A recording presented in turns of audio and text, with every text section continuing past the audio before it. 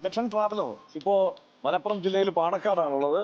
എല്ലാവർക്കും അറിയാം, പാണക്കാട് തറവാടിന് മുന്നിലാണ് നമ്മളുള്ളത്. കുടപ്പനയ്ക്കൽ തറവാടിന് മുന്നിൽ മുനവർ അലി ശിഹാബ് തങ്ങൾ യൂത്ത് ലീഗിന്റെ സംസ്ഥാന അധ്യക്ഷൻ അദ്ദേഹം ഇവിടെ ഉണ്ടെന്നാണ് നമ്മൾ ഇതിനെ കടന്നു പോകുമ്പോൾ അറിഞ്ഞത്. അപ്പോൾ അദ്ദേഹത്തെ കണ്ട് തെരഞ്ഞെടുപ്പ് പ്രവർത്തനങ്ങളെ കുറിച്ച് അദ്ദേഹത്തോട് കൂടി ചോദിക്കാം.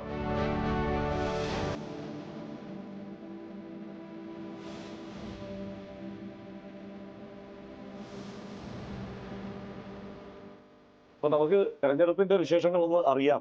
കാണാൻ കഴിഞ്ഞപ്പോ ഞാൻ വിചാരിച്ചു രാവിലെ ഇപ്പൊ തൃത്താലെ പോയിട്ട് ബൽറാമിന്റെ മോർണിംഗ് വാക്ക് ആയിരുന്നു. മോർണിംഗ് വാക്ക് ആയിരുന്നു. എല്ലാ ദിവസവും മോർണിംഗ് 3 ദിവസം അടുപ്പിച്ച് എല്ലാ സ്ഥാനാർത്ഥികളും കുറ്റിയാടിയും, ഇന്നലെ വടകര, ഇന്ന് തൃത്താല. ശരി, ഞാനാണെങ്കിൽ തങ്ങളുടെ ഒരു പതിവ് വേഷത്തിലായിരിക്കുമല്ലോ എന്ന് വിചാരിച്ചു ഈ വേഷത്തിൽ വന്നത്. അപ്പൊ തങ്ങള് ഞാനിപ്പോ മാല വരുമ്പോ നിങ്ങൾക്ക് നേരം ഉണ്ടായിച്ചിട്ട് ഇത് കൊള്ളാം, ആ വൈബിൽ തന്നെ വന്നത്, ആ വൈബിൽ തന്നെ ആളുകളാണ്. അതെ അതെ അതെ. എന്തായാലും തൃത്താലയിലൊക്കെ എങ്ങനെയുണ്ട്? തൃത്താല നല്ല മത്സരമാണ്, വലിയ പ്രതീക്ഷയുണ്ട്. ബൽറാം വരണം എന്ന് ആളുകൾ ആഗ്രഹിക്കുന്നുണ്ട്. അത് തൃത്താലക്കാർ മാത്രമല്ലല്ലോ, കേരളം മുഴുവൻ ബൽറാമിനെ പോലുള്ള ഒരാള് അസംബ്ലിയിൽ ഉണ്ടാവണം എന്നുള്ളത് ഒരു വലിയ ഒരു ആഗ്രഹവും ആളുകളുടെ ഒരു വലിയ ആവശ്യമായി മാറിയിട്ടുണ്ട്. അപ്പൊ അവിടെ ഇന്ന് ഒരു 3-4 കിലോമീറ്റർ ഒന്നിച്ച് നടന്നപ്പോൾ ആളുകൾ വലിയൊരു രീതിയിലുള്ള സ്വീകാര്യത. എങ്ങനെയാണ് ഒരു പൊതുസ്ഥിതി പരിശോധിച്ചാൽ കേരളത്തിൽ എന്താണ് അവസ്ഥ? കേരളത്തിലെ പൊതുസ്ഥിതി ഞാനിപ്പോൾ ഏകദേശം 10-22 മണ്ഡലത്തോളം ഞാൻ പോയി.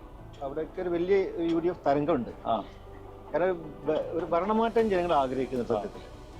കാരണം കഴിഞ്ഞ 10 വർഷം ഒരു ഭരണത്തെ അവർ ടോളറേറ്റ് ചെയ്യാൻ സാധിക്കുന്നില്ല എന്നുള്ള കേരളത്തിലെ പൊതുസ്വഭാവം. 5 വർഷമാണ് ഒരു ഭരണത്തെ ടോളറേറ്റ് ചെയ്യാറുള്ളത്. 10 വർഷം ആയപ്പോഴേക്കും വളരെ മടുത്തു.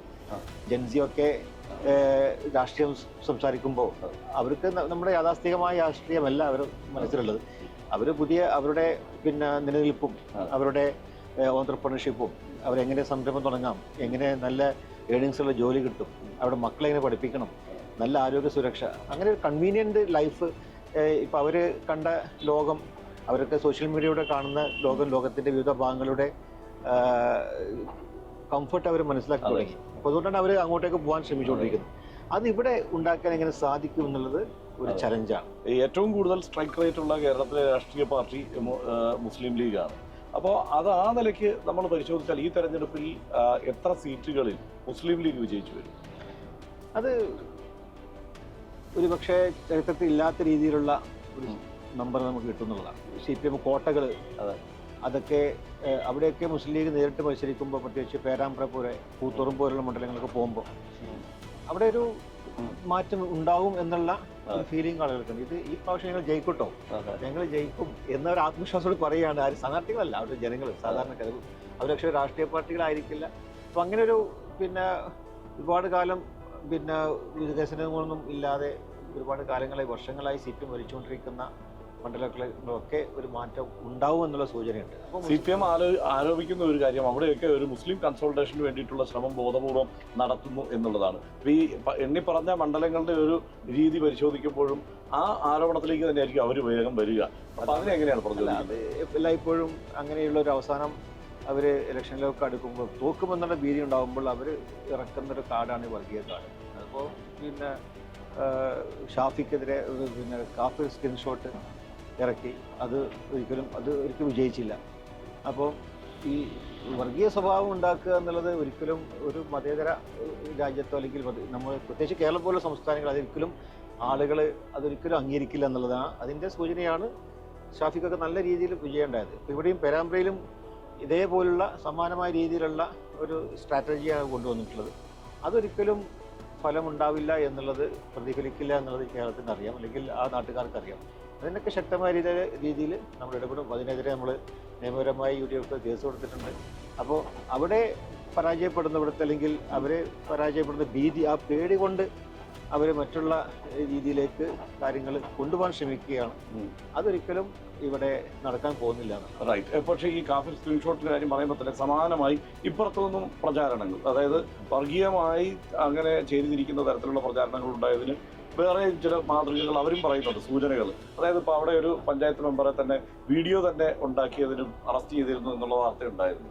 അപ്പോൾ കാഫിർ സ്ക്രീൻഷോട്ട് ഒരിക്കലും പാടില്ലാത്തതാണ്, അതുപോലെ തന്നെ ഇപ്പുറത്തും ഇത് പാടില്ലാത്തതാണ്. ആര് ചെയ്താലും ഇത്തരത്തിലുള്ള സമീപനം ഏത് രാഷ്ട്രീയ പാർട്ടി ആണെങ്കിലും അതിന് അംഗീകരിക്കാൻ സാധിക്കില്ല, അത് ടോളറേറ്റ് സാധിക്കില്ല. അപ്പോൾ ഞാൻ താങ്കൾ പറഞ്ഞ പോലെ ഒരു മൂല്യച്യുതി, രാഷ്ട്രീയപരമായ ഒരു മൂല്യച്യുതിയാണ്. രാഷ്ട്രീയത്തിന് അതിൻ്റെതായ ഒരു പവിത്രതയുണ്ട്. അത് നമ്മുടെ രാഷ്ട്ര നിർമ്മാണത്തിന്റെ ഭാഗമാണ്. നമ്മളൊക്കെ ഈ രാഷ്ട്ര നിർമ്മാണത്തിന്റെ ഭാഗമായാണ് രാഷ്ട്രീയ പാർട്ടിയുടെ ഭാഗമായി മാറിയിട്ടുള്ളത്. ഇതൊരു പ്രോസസ്സിന്റെ ഭാഗമാണ്. ഇത് ഏത് രാഷ്ട്രീയ പാർട്ടി കൊണ്ടുവരണം അതിനൊക്കെ ശികാന്തം നമ്മൾ എതിർക്കുക എന്നുള്ളത്. ഞങ്ങളെ പാർട്ടികളിലാണെങ്കിൽ പോലും അതിനെ ഞങ്ങൾ ശക്തമായി എതിർക്കും. ഇപ്പോൾ വേറൊരു കാര്യം, ഇപ്പോൾ വനിതാ ലീഗുമായി ബന്ധപ്പെട്ട് ഇപ്പോൾ നൂർബിന റഷീദ് ഇന്നലെ രാജി പ്രഖ്യാപിച്ചു. എന്നിട്ട് പരസ്യമായി അതിനകത്ത് അവർ പറഞ്ഞ ഒരു പ്രധാനപ്പെട്ട കാര്യം, പാണക്കാട് കുടുംബത്തെ അപഹസിച്ചിട്ടുള്ള ആളുകൾക്ക് സീറ്റ് കൊടുക്കുന്ന ഒരു സാഹചര്യം ഉണ്ടായി, അതിനെ അംഗീകരിക്കാൻ കഴിയില്ല എന്നാണ് നൂർബിന റഷീദ് അതിനെക്കുറിച്ച് പറയുന്നത്. അങ്ങനെ ഒരു പ്രശ്നം എന്തുകൊണ്ടാണ് ഉണ്ടായത്? ഈ വനിതാ ലീഗിനെ പരിഗണിക്കാതെ വന്നത് എന്തുകൊണ്ടാണ്? ഇത് ലീഗിൽ നിന്നൊരു ആള് സംസ്ഥാന പ്രസിഡന്റ് പ്രഖ്യാപിക്കുമ്പോൾ അത് എല്ലാവരും അംഗീകരിക്കുന്നുള്ളതാണ്. അപ്പം ഇത് അവർക്ക് അങ്ങനെയുള്ള ഒരു അവകാശവാദം ഉന്നയിക്കാനുള്ള അർഹത പോലും ഇല്ല. കാരണം അവർക്ക് ഏറ്റവും നല്ല സ്ഥാനം കൊടുത്തിട്ടുണ്ട്. ദേശീയ ജനറൽ സെക്രട്ടറിയാണ് വനിതാ ലീഗിൻ്റെ. അപ്പോൾ എല്ലാ രീതിയിലും പരിഗണന വനിതാ ലീഗിന് കൊടുത്തിട്ടുണ്ട്. പക്ഷേ സ്ഥാനാർത്ഥിത്വം എന്നുള്ളത് ഒരു വിന്നബിലിറ്റി നോക്കിയാണ് നേരത്തെ ഒക്കെ തീരുമാനിച്ചത്. എല്ലാ കാലത്തും ഒരു മുൻകാലമുണ്ടായ ഒരു വിദ്വേഷമൊന്നും നിലനിൽക്കില്ല. അത് നമ്മൾ പരിഹരിക്കപ്പെടും. പാർട്ടി മുന്നോട്ട് പോകണം.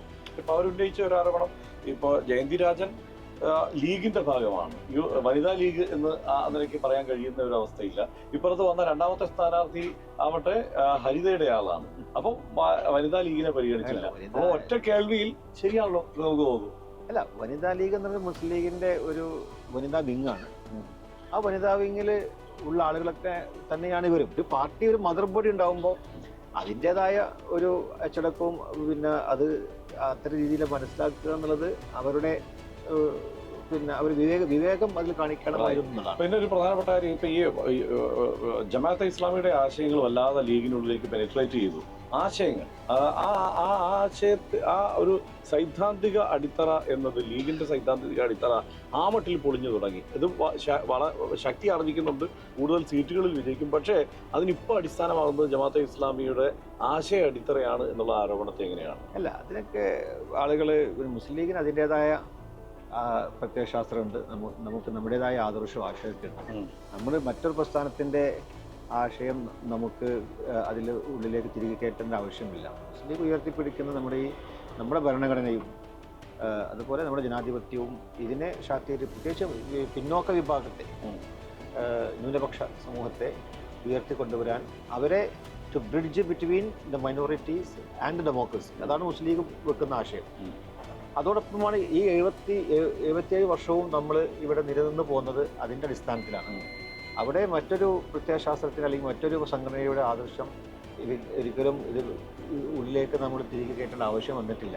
കഴിഞ്ഞ കാലത്ത് മുസ്ലിങ്ങളും ന്യൂനപക്ഷങ്ങളൊക്കെ ഒരുപാട് അനീതിക്ക് ഇരയായി വന്നിട്ടുണ്ട്. അപ്പോൾ അങ്ങനെയുള്ള ഒരു സാമൂഹ്യ പശ്ചാത്തലം, പ്രത്യേകിച്ച് പൗരത്വ ഭേദഗതി ബില്ല് പോലുള്ള ഒക്കെ ഭേദഗതി, ഇപ്പോൾ FCRI വന്നു. അപ്പോൾ ഇതൊക്കെ റദ്ദാക്കാൻ വേണ്ടിയൊക്കെ ശ്രമിക്കുമ്പോൾ അതിനെ നിയമപരമായും അതുപോലെ പാർലമെൻറ്റിലൊക്കെ ശക്തമായി അതിനെ പ്രതിരോധിക്കാൻ ഒരു രാഷ്ട്രീയ സംഘടനയിലേക്ക് ഞങ്ങൾക്കൊരു ധാർമ്മിക ഉത്തരവാദിത്തമുണ്ട്. അപ്പോൾ അവിടെ നമ്മളെല്ലാവരെയും കൂട്ടുപിടിച്ചുകൊണ്ട് അവരും ഈ ഒരു സമുദായത്തിൻ്റെ ഭാഗമാണ്. അപ്പോൾ അവിടെ നമുക്ക് ആശയപരമായ സ്വാതന്ത്ര്യം, അവരുടെ ആശയം അവർ ആശയപരമായി തന്നെ അവർ ഉൾക്കൊണ്ട് പോകുന്നു. മുസ്ലിം ലീഗ് ഒരു മതസംഘടനയല്ല, ഒരു രാഷ്ട്രീയ പാർട്ടിയാണ്. അത് ഇങ്ങനെ ഉണ്ടാക്കുന്ന ഒരു കൺഫ്യൂഷൻ എന്നുള്ളത് മാത്രമേ ആയിട്ട് എനിക്ക് കാണാൻ സാധിക്കും. റൈറ്റ്. ഇപ്പോൾ ഈ അധികാരത്തിൽ വരിക എന്നുള്ളത് സമുദായത്തിന് വേണ്ടത് നേടിയെടുക്കാൻ വേണ്ടി കൂടിയാണെന്ന് KM ഷാജി പറഞ്ഞല്ലോ. അപ്പോൾ ആ നിലയ്ക്ക് സമുദായത്തിന് എന്തെങ്കിലുമൊക്കെ നേട്ടങ്ങൾ ഉണ്ടാക്കാൻ ലീഗ് അധികാരത്തിൽ ഉണ്ടായാലേ കഴിയൂ എന്നുള്ളൊരു അവസ്ഥ ഉണ്ടോ? പലപ്പോഴും ഒരു സമുദായത്തിൻ്റെതായ കാര്യങ്ങളിൽ അതീവ താല്പര്യത്തോടു കൂടി ചെയ്യാൻ ഒരുപക്ഷെ അവർക്ക് പരിമിതികളുണ്ട്. പക്ഷേ മുസ്ലിം ലീഗ് നേരത്തെ സൂചിപ്പിച്ചതുപോലെ ഇപ്പോൾ മുസ്ലിങ്ങളുടെയും അതുപോലെ മുസ്ലിങ്ങളെ മാത്രമല്ല, ഇപ്പോൾ പിന്നോക്ക വിഭാഗത്തിലുള്ള ദളിത് വിഭാഗത്തെ അടക്കം ചേർത്ത് പിടിച്ചുകൊണ്ടാണ് മുസ്ലിം ലീഗ് പോയിക്കൊണ്ടിരിക്കുന്നത്. ഇവരുടെയൊക്കെ ഉന്നമനത്തിന് വേണ്ടി നമ്മൾ ശക്തമായി വാദിച്ചിട്ടുണ്ട്. അതായത് നമുക്ക് കിട്ടേണ്ട ഒരു അർഹതയാണ്. കാരണം ഇപ്പോൾ ഷെഡ്യൂൾ പട്ടികജാതി പട്ടിക വിഭാഗ ആളുകൾക്ക് അവരുടേതായ സംവരണം, ആ പരിഗണനയൊന്നും പിണറായി വിജയൻ സർക്കാരിന്റെ കാലത്ത് ഉണ്ടായില്ല എന്നുള്ളൊരു ആരോപണമുണ്ട്. പാർട്ടിക്കാരെ നോക്കി ജോലി കൊടുക്കുന്ന രീതിയിലേക്ക് പോയിട്ടുണ്ടെന്നുള്ളതാണ് ഞങ്ങളുടെ ഭാഗത്തു നിന്നൊക്കെയുള്ള ആരോപണങ്ങൾ. അപ്പോൾ അവിടെ ഒരു നീതി നിഷേധിക്കപ്പെട്ട ഒരു സാഹചര്യം ഉണ്ടായിട്ടുണ്ട്. അപ്പോൾ അപ്പോൾ അതാണിപ്പോൾ KS പോലെ ഒക്കെയുള്ള സംവിധാനങ്ങൾ. ചില മുമ്പൊക്കെ ലീഗ് നന്നായി ശ്രദ്ധിച്ചിരുന്ന ഇടക്കാലത്ത് ഉപേക്ഷിച്ച ചില വിഷയങ്ങളുണ്ട്. അതായത് ഇപ്പോൾ സംവരണവുമായി ബന്ധപ്പെട്ടുള്ള വിഷയങ്ങളിലൊക്കെ ലീഗ് ഒരു പൊസിഷൻ എടുക്കുകയും സംരക്ഷണ മുന്നണിയുടെയൊക്കെ പ്രധാനപ്പെട്ട ഭാഗമാകുകയും ഒക്കെ ചെയ്ത ഒരു കാലം ഉണ്ടായിരുന്നു. പക്ഷെ ലീഗിന് ഇപ്പോൾ അതൊരു പ്രശ്നമല്ലാത്ത ഒരവസ്ഥയിലേക്ക് മാറിയിട്ടുണ്ടോ എന്നൊരു സംശയം. കാരണം ഇപ്പോൾ ഈ മുന്നോക്ക സംവരണം ഉണ്ടായപ്പോൾ, അതായത് EWS സംവരണം ഒക്കെ ഉണ്ടായ സമയത്ത് ആ നിലയ്ക്കുള്ള ഒരു പ്രതികരണമോ പ്രതിഷേധമോ ഒന്നും ലീഗിന്റെ ഭാഗത്ത് അല്ല, ഒരിക്കലും. ലീഗ് എപ്പോഴൊക്കെ സംവരണവുമായി ബന്ധപ്പെട്ട് ആളുകൾക്ക് ഇവിടെ അതുമായി എന്തെങ്കിലും അവഗണന ഉണ്ടാവും എന്ന് തോന്നുമ്പോൾ ശക്തമായ രീതിയിൽ ലീഗ് ഇടപെട്ടിട്ടുണ്ട്, അത് ഇടപെടുകയും ചെയ്യും. ഇപ്പം കാലം കഴിഞ്ഞപ്പോഴും അതിൽ നിന്നും മാറിയിട്ടില്ല. ആ വിഷയം ഗൗരവത്തിൽ വരുമ്പോൾ ആ ഗൗരവത്തിൽ തന്നെ നമ്മൾ എടുക്കാറുണ്ട് എന്നുള്ളതാണ്. റൈറ്റ്. മറ്റൊരു കാര്യം, ഇപ്പോൾ ഈ സമസ്തയുമായി ബന്ധപ്പെട്ട് വന്നിരുന്ന പ്രശ്നങ്ങളൊക്കെ ഏതാണ്ട് പരിഹരിക്കപ്പെട്ടു എന്നാണോ ഇപ്പോൾ മനസ്സിലാക്കേണ്ടത്, അതോ തൽക്കാലത്തേക്ക് ഇലക്ഷനിൽ ഒന്ന് ഒതുങ്ങി എന്നാണോ മനസ്സിലാക്കേണ്ടത്? അല്ല, സമസ്തയുമായി ഒരു പ്രത്യക്ഷത്തിലൊരു പ്രശ്നങ്ങളൊന്നും ഇല്ല എന്നുള്ളതാണ്. ഇപ്പോഴും മുസ്ലിം ലീഗ് സംസ്ഥയുടെ ഭാഗമായി തന്നെ മുസ്ലിം ലീഗ് എന്നും ഉണ്ടായിട്ടുണ്ട്. അപ്പോൾ ഒരു കോൺഫ്ലിക്റ്റ് എന്ന് പറയുമ്പോൾ ഒരു പക്ഷേ ചില സമയത്തുണ്ടാകുന്ന തെറ്റിദ്ധാരണകൾ, ആ തെറ്റിദ്ധാരണകൾ സംസാരിച്ച് എപ്പോഴും തീർക്കാറുണ്ട്. ഇപ്പോഴും അത് പരിഹരിക്കപ്പെട്ടിട്ടുണ്ട് എന്ന് തന്നെയാണ് പിന്നെ ഞങ്ങൾ വിശ്വസിക്കുന്നത്. SDPI-യുമായി ബന്ധപ്പെട്ട് ഇവിടെ കേരളത്തിൽ SDPI-യുമായി CPM ധാരണയിലാണ് എന്നുള്ള വലിയ ആരോപണം ഈ ഘട്ടത്തിൽ ലീഗും UDF-ഉം ഒക്കെ ഉന്നയിക്കുന്നുണ്ട്. തൊട്ടപ്പുറത്ത് തമിഴ്നാട്ടിലേക്ക് പോയി കഴിഞ്ഞാൽ ലീഗും SDPI-യും CPM-ഉം എല്ലാം ഒരു മുന്നണിയാണ്. അവിടെ SDPI-ക്ക് അടക്കം ആ വിസിബിലിറ്റി കിട്ടുന്നുണ്ട്. അവിടെ ഒരു സീറ്റിൽ ഇപ്പോൾ മുന്നണിയുടെ ഭാഗമായിട്ട് അവർ മത്സരിക്കുകയാണ്. അപ്പോൾ അങ്ങനെ ആരോപിക്കുന്നതാണോ ഇത്? അതായത് തൽക്കാലത്തെ ഒരു രാഷ്ട്രീയ യുക്തി വെച്ചിട്ട് ഒരു ആരോപണം ഉന്നയിക്കുന്നതാണോ ശരി, അതോ വിശാലമായ താല്പര്യം മുൻനിർത്തി എന്താണ് യഥാർത്ഥത്തിൽ സംഭവിക്കുന്നത് പഠിച്ച ആരോപണം ഉന്നയിക്കുന്നതാണോ? ഞങ്ങൾക്ക് നിങ്ങളുടേതായ നമ്മുടെ ഒരു രാഷ്ട്രീയ കാഴ്ചപ്പാട് തീവ്രവാദ സംഘടനയോട് ഒരു സന്ധിയില്ലാ സമരം, കാരണം വിട്ടുവീഴ്ചയില്ലാത്ത മനോഭാവമാണ്. തമിഴ്നാട്ടിലില്ല എന്നുള്ളതാണ് പ്രശ്നം. അല്ല, ഇപ്പം ഞങ്ങൾ മുസ്ലിം ലീഗിനെ സംബന്ധിച്ചിടത്തോളം മുസ്ലിം ലീഗ് നിലപാട് അതാണ്. പക്ഷേ മറ്റുള്ള കക്ഷികൾക്ക് അതിൻ്റെതായ ഒരു മുന്നണി സംവിധാനത്തോട് പോകുമ്പോൾ എനിക്ക് തോന്നുന്നത് അത്രയധികം ഇവിടെ ഇപ്പോൾ കേരളത്തിൽ ഞാനൊരു ഉദാഹരണം പറയാം. അവിടുത്തെ SDPI-യുടെ സ്ഥാനാർത്ഥിയെ അവതരിപ്പിക്കുന്നത് തന്നെ ലീഗ് അവതരിപ്പിച്ചത് തീർച്ചയായും ജയിച്ചു വരേണ്ട ഒരു ദ്രാവിഡന് എന്ന് വിശേഷിപ്പിച്ചിട്ടാണ്. അപ്പൊ അങ്ങനെ നമ്മൾ അപ്പുറത്ത് കാണുന്നുണ്ട്. നമ്മളിപ്പോ കേരളത്തിന്റെ ഒരു ആ ചെട്ടക്കൂട് വിട്ട് അതിനപ്പുറത്തേക്ക് കാഴ്ച പടർത്തുമ്പോൾ ഇങ്ങനെ ചേർന്ന് കാണുന്നത്. അല്ല, കേരളം എന്നുള്ളത് എപ്പോഴും ഒരു മാതൃകയാണ്. അപ്പോൾ ഇവിടെ അത്തരത്തിലുള്ള ഒരു രീതിയിൽ ഇപ്പോൾ SDPI-യോടുള്ള ഒരു നിലപാട് ലീഗ് ശക്തമായി നേരത്തെ തന്നെ നമ്മൾ ഉന്നയിച്ചിട്ടുണ്ട്. അതിൽ തന്നെയാണ് ഇപ്പോഴും ലീഗ് ഉറച്ചു നിൽക്കുന്നത്. പക്ഷേ അതിനപ്പുറത്തേക്ക് ഏതെങ്കിലും രീതിയിൽ നീക്കുപോക്കുകൾ ഉണ്ടെങ്കിൽ അത് അവരുടെ ശ്രദ്ധയിൽ ഞങ്ങൾ പെടുത്തി അതിൻ്റെ അപകടം മനസ്സിലാക്കി കൊടുക്കുക എന്നത് ഞങ്ങളുടെ കൂടി ഉത്തരവാദിത്തമാണ്. അതിന് ഞങ്ങൾ മുന്നിലുണ്ടാവും എന്നുള്ളത് പിന്നെ ഈ സമയത്തും കൂടി പറയാൻ ആഗ്രഹിക്കുകയാണ്. ഇപ്പോൾ പാണക്കാട് തറവാടിനെ ബുദ്ധിമുട്ടിലാക്കുന്ന തരത്തിലുള്ള ചില വിവാദങ്ങളിലൊക്കെ പെട്ട സമയം കൂടിയാണ്. അതിനോട് ആദ്യം തന്നെ മുനവറലി തങ്ങൾ പ്രതികരിക്കുന്നതാണ് ഞാൻ കണ്ടത്, ശ്രദ്ധിച്ചത്. വളരെ പക്വതയോടെയുള്ള ഒരു പ്രതികരണമായിരുന്നു ആ വിഷയത്തിൽ പിന്നീട് കണ്ടത്. അപ്പോൾ അതൊക്കെ ഒരു ആസൂത്രിതമായിട്ടുള്ള ഒരു നീക്കമാണ് എന്നാണോ കരുതുന്നത്? ആയിരിക്കണം. കാരണം ഞങ്ങളുടെ കുടുംബം ആരെയും ഉപദ്രവിച്ചിട്ടില്ല. പക്ഷേ അങ്ങനെയുള്ള കാര്യങ്ങൾ വരുമ്പോൾ അത് ഞങ്ങൾക്കത് പ്രയാസം ഉണ്ടാക്കിയിട്ടുണ്ട്. പക്ഷെ അത് പിന്നെ ആരാണതിന് പിന്നിൽ എന്നതിനെ കുറിച്ചുള്ള അന്വേഷണം നടത്താൻ വേണ്ടി ഞങ്ങൾ പിന്നെ കേസ് കൊടുത്തിട്ടുണ്ടായിരുന്നു. നേരത്തെ പാർട്ടി തന്നെ അതുമായി ബന്ധപ്പെട്ട് കേസ് കൊടുത്തിട്ടുണ്ട്. അപ്പോൾ ഇപ്പം അതുമായി ബന്ധപ്പെട്ട കാര്യങ്ങളൊക്കെ പോലീസ് അന്വേഷണവുമായി മുന്നോട്ട് പോകുന്നുണ്ട്. ഞാൻ ആ ദിവസം ഈ സംഭവം ഉണ്ടാകുന്ന ദിവസം ഞാൻ മലപ്പുറത്തുണ്ട്. അപ്പോൾ കുഞ്ഞാലിക്കുട്ടി സാഹിബിൻ്റെ ഒരു ഇൻ്റർവ്യൂ എടുക്കുക എന്നുള്ള ഉദ്ദേശത്തിലാണ് ആ സമയത്ത് വരുന്നത്.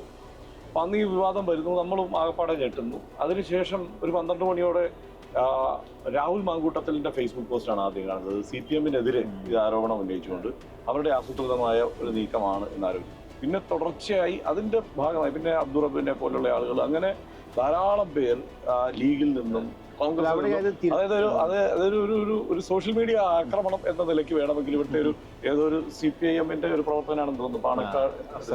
അതെ, അയാൾക്ക് നേരെയുള്ള ഒരു ആക്രമണം ഉണ്ടാകുന്നു. അപ്പൊ അതൊക്കെ അതിനെ ആ സമയത്ത് ഞാനിതിന്റെ CPM-ന്റെയും അതുപോലെ മറ്റു രാഷ്ട്രീയ പാർട്ടിയുടെ ഒക്കെ മാന്യത ഞാൻ വളരെയധികം നല്ല രീതിയിൽ മാന്യത കാണിച്ചു എന്നുള്ളതാണ്. കാരണം ഇത് CPM-ഓ അല്ലെങ്കിൽ മറ്റു രാഷ്ട്രീയ പാർട്ടികളോ ഒരു രാഷ്ട്രീയ ആയുധമാക്കി എടുക്കാൻ ശ്രമിച്ചിട്ടില്ല എന്നുള്ളതാണ്. അവരും പിന്നെ പാണക്കാടിൻ്റെ പവിത്രതയെക്കുറിച്ചൊക്കെ മനസ്സിലാക്കി തന്നെ അതോടൊപ്പം നിന്നു. അതിലിപ്പോൾ KT ജലീലിൻ്റെ പോസ്റ്റ് വന്നു. അതുപോലെ ഇവൻ CPM-ന് വിജയരാഘവൻ അടക്കമുള്ള ആളുകൾ അതുമായി പ്രതികരിച്ചു.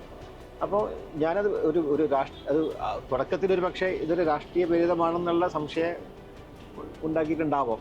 പക്ഷെ അതിലേക്ക് നമ്മൾ കൂടുതൽ അന്വേഷണവും അവരൊക്കെ പ്രത്യക്ഷമായി ഇതുമായി പിന്നെ അഭിപ്രായം പറഞ്ഞപ്പോൾ ഇതുമായി ബന്ധപ്പെട്ട് അവരൊന്നും ആരോപണം ഉന്നയിക്കാൻ ഉദ്ദേശിക്കുന്നില്ല എന്ന് വളരെ പരസ്യമായി പറഞ്ഞപ്പോൾ അതിൽ ഞങ്ങൾക്ക് സംബന്ധിച്ചിടത്തോളം അതിൽ അവരുടെ ഭാഗത്തുനിന്ന് പരിശ്രമം ഉണ്ടായിട്ടില്ല എന്നുള്ളത് തന്നെയാണ് ഞങ്ങൾ വിശ്വസിക്കുന്നത്. വളരെ സജീവമായി ഇത്രയും സമയം ഞങ്ങളോട് സഹകരിച്ചത് വളരെ സന്തോഷമുള്ള കാര്യമാണ്. കാരണം രാവിലെ തൃത്താലയിൽ പോയി അവിടുത്തെ നടപ്പ് കഴിഞ്ഞ് തിരിച്ചിവിടെ വന്ന് ഇവിടുന്ന് ഞങ്ങൾ അപ്പം തന്നെ ഞങ്ങൾ വണ്ടി കയറ്റി കൊണ്ടുപോയതാണ്. വളരെ സന്തോഷം ഇത്രയും സഹകരിച്ചത്. വളരെ